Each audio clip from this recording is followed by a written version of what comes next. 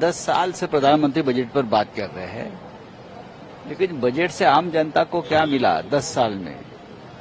किसान, बेरोजगार, युवा, स्टूडेंट्स, बड़ी बड़ी बातें तो होती है। इस देश में बड़ी बड़ी शादियां होती है और बजट पर बड़ी बड़ी बातें होती है। तो आप खुश नहीं हैं बजट से? देखिए, बजट तो पहले एक राज्य के लिए बनाया जाता था, गुजरात, अब और 2 राज्य उसमें जुड़ गए हैं। कौन से 2 राज्य से?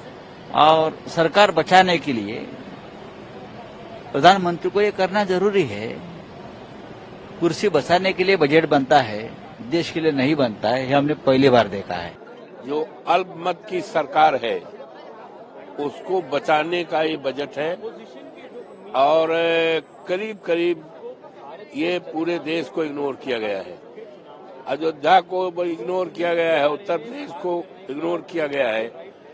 उत्तर प्रदेश वो प्रदेश है जिसने 1 दर्जन से ज्यादा देश को प्रधानमंत्री दिया है, देश की राजनीति को बदलता है, देश को राजनीति की दिशा और दशा को तय करता है, पूरी तरह से इग्नोर किया है। और ये कुर्सी बचाने का बजट है, इसीलिए 2 स्टेट को प्राथमिकता दी गई है और पूरे देश को इग्नोर किया गया है। ये भारतीय जनता पार्टी के लिए महंगा पड़ेगा। खाली जो बजट था ये अलायंस पार्टनर्स को खुश करने के लिए बजट था।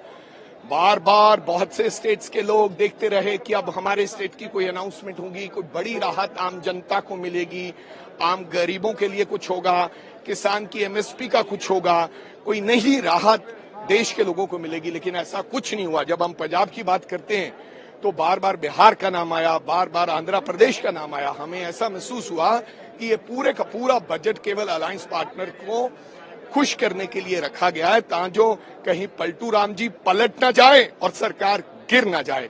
ये मत भूलिए कि पंजाब का सबसे बड़ा योगदान रहा इस देश की आजादी में। अगर देश के प्रधानमंत्री लाल किले पर झंडा लहराते हैं तो उसमें पंजाबियों का सबसे बड़ा योगदान है। हम आज भी इंतजार करेंगे, देखते हैं कि निर्मला सीतारमण, इसलिए हमने आज का प्रदर्शन किया है कि अपने रिव्यू स्पीच में, जो बजट की रिव्यू स्पीच होगी, उसमें कहीं ना कहीं पंजाब के लिए कुछ हमारी मांग है। पंजाब को एम्स देनी चाहिए, पंजाब को फ्लड जैसे असिस्टेंस दी है दूसरे तमाम प्रदेशों को, हमें क्यों नहीं? हमारे भी तो पिछली बार फ्लड आए थे और इस बार भी आने की संभावना है। बहुत सी फसलें किसानों की खराब हो गई हैं, लोगों के घर गिर गए, मकान गिर गए। हमारी इंडस्ट्री के लिए, लुधियाना के लिए कोई राहत नहीं है, एमएसएमईज के लिए कोई राहत नहीं है। तो मैं कहता हूं कि ये बजट पूरे का पूरा खोखला बजट है। मैं निंदा करता हूं और ये हमें आस नहीं थी कि तीसरी बार मोदी जी की सरकार आई है और इस प्रकार का बजट आएगा जो केवल अलायंस पार्टनर और अपने मकसद के लिए रखा जाए। देखी की गई एग्रीकल्चर सेक्टर के लिए जो अलॉटमेंट हुआ है वो नेग्लिजिबल है। बिहार और आंध्र प्रदेश के बारे में बार बार अनाउंसमेंट किए गए। अनाउंसमेंट वहाँ के नेताओं को सोचना चाहिए कि इतने बड़े राज्यों के लिए छोटी बहुत अनाउंसमेंट हुआ है, दैट इज इनसफिशिएंट।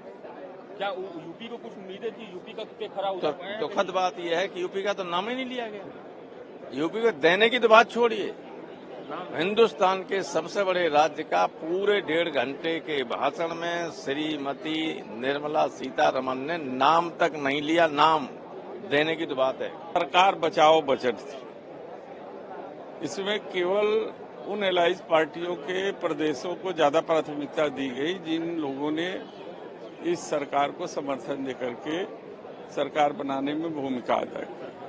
जहां तक उत्तर प्रदेश का मामला है, उत्तर प्रदेश में जबकि 80 सांसद आते हैं, हमारी आबादी भी सबसे ज्यादा है, हमारी आवश्यकताएं भी सबसे ज्यादा है, ये हृदय प्रदेश है।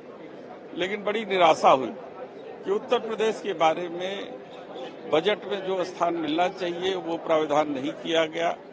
यहाँ तक कि उत्तर प्रदेश का नाम भी बजट में एक बार कहीं से नहीं आया। हमारा कृषि प्रधान देश है, किसानों के लिए क्या व्यवस्था है, किसानों से जुड़ी समस्याओं के लिए क्या व्यवस्था है, उनके सिंचाई, बिजली, घर, ये सारी चीजों के लिए प्रधानमंत्री का जो है गृह प्रदेश है एक तरीके से, जहां से वो चुनाव जीत करके आते हैं। लेकिन उत्तर प्रदेश का स्थान बजट में न होना ये निराशाजनक बजट था। और ये केवल सरकार बचाओ जो है बजट के रूप में देखा जा सकता है। इसके लिए जनमानस को कोई लाभ पहुंचने वाला नहीं है।